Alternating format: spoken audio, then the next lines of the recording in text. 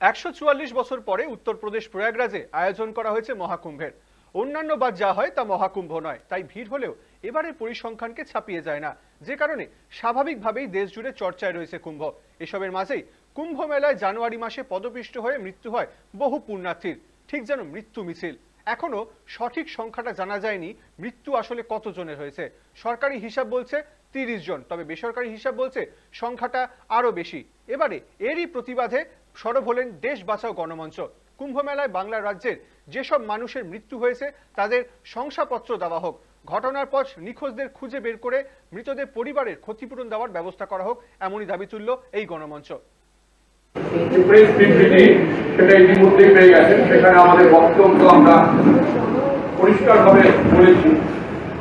এবারে এই যে কুম্ভ মেলার যে মৃত্যু মিছিল আমরা দেখলাম, সেটা উত্তরপ্রদেশের অব্যবস্থার শিকার হয়েছে সেই দুই পরিবারের সদস্যরা আসছে, তারা একটু পরে এসে বলবেন, তারাও বলবেন। এবং বিভিন্ন সূত্র থেকে যে খবর পাচ্ছি তাতে বুঝতে পারছি যোগী সরকারের অপদার্থতা, অমানবিকতা তো আছেই, সেই সঙ্গে তাদের মিথ্যা প্রচার যেটা ছিল, সেই মিথ্যা প্রচারের বেলুন এবার কুম্ভ মেলায় পেটে গিয়েছে। আপনারা জানেন, যারা গিয়েছেন, আমরা যারা শুনছি প্রত্যক্ষদর্শীদের কাছ থেকে, তারা চূড়ান্ত অব্যবস্থা এবং হেনস্থার শিকার হয়েছে। সব থেকে মর্মান্তিক যেটা, যে এই কুম্ভ মেলায় যেরকম পদপিষ্টের মতো একটা দুর্ঘটনা ঘটে যেতে পারে, তার জন্য তার প্রতিকারে যোগী সরকার তো কোনো ব্যবস্থাই নেয়নি, বরং এই ঘটনা ঘটে যাওয়ার পর যোগী সরকার তাদের অমানবিক মুখ দেখিয়েছে। প্রত্যক্ষদর্শীরা যেটা বলছেন আমাদের, যে ওখানে ভিআইপিদের জন্য সব রকম ব্যবস্থা ছিল, তাদের নানা রকম ব্যবস্থা ছিল, সাধারণ পুণ্যার্থী যারা, তাদের প্রতি কোনো নজরই দেওয়া হয়। এই যে মৃত্যু মিছিল হলো, যেদিন এই ঘটনাটি ঘটলো, সেদিন সকাল থেকে অত ভয়াবহ একটি ঘটনা ঘটে যাওয়ার পর উত্তরপ্রদেশ সরকার সকাল থেকে মৃতের সংখ্যাই জানাতে চাইছিল। বিকেলের দিকে মুখ্যমন্ত্রী যোগী আদিত্যনাথ বললেন যে একটা ঘটনা, সামান্য ঘটনা ঘটে গেছে, এখন সব স্বাভাবিক। তারপর বেশ কিছুক্ষণ পর জানা গেল যে 30 জন মারা গেছেন বলে সরকারি সূত্রে তারা জানান। কিন্তু প্রত্যক্ষদর্শীরা জানাচ্ছেন, যারা ওই সময় ঘটনার স্থলে উপস্থিত ছিলেন বা তার পরে যারা গিয়েছেন, ওই অঞ্চলের মানুষ যারা, তারা বলছেন যে এই মৃতের সংখ্যা শতাধিক। সেখানে মৃতের সংখ্যা চেপে যাওয়ার জন্য মৃতদেহ নদীতে ভাসিয়ে দেওয়া হয়েছিল যোগী সরকার।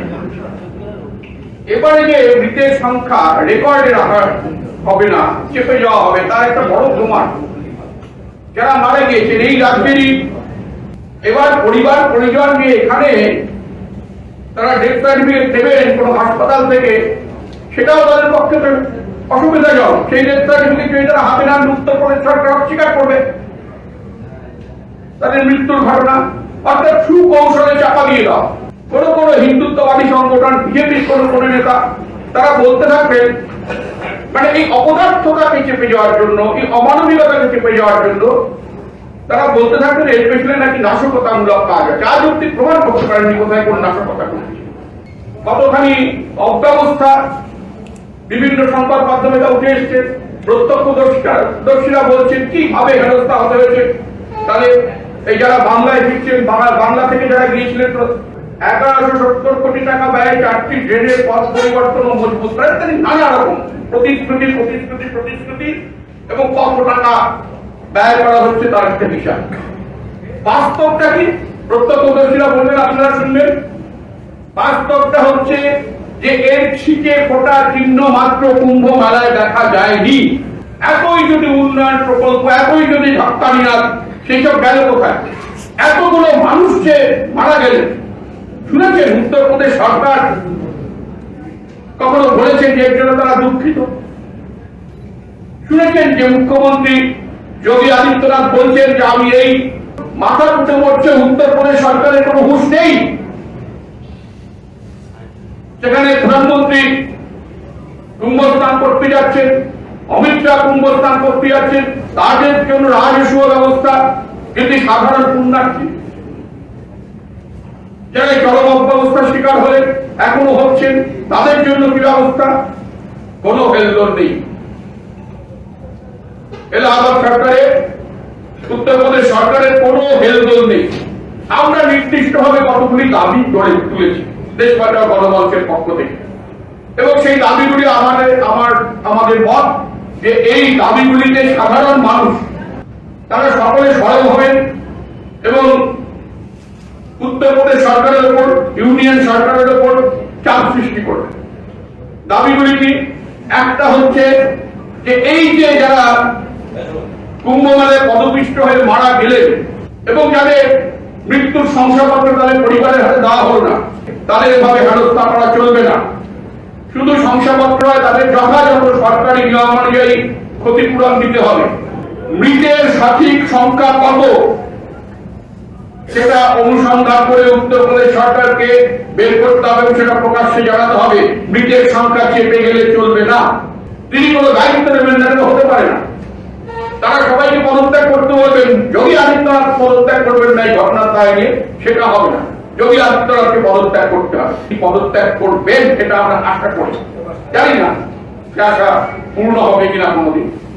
নিরাশী হতে হবে আমাদের, কারণ এখন অব্দি যা দেখছি আমরা, উত্তরপ্রদেশ সরকার এই ঘটনার দায় স্বীকার করতে আদৌ রাজি না। কোথাও বলতে পারবেন কেউ? সেখানে তো 7 দিন আগে থেকে মেলা শুরু হয়ে যায়, বিভিন্ন রাজ্যের পুণ্যার্থীরা সেখানে যেতে শুরু করেন।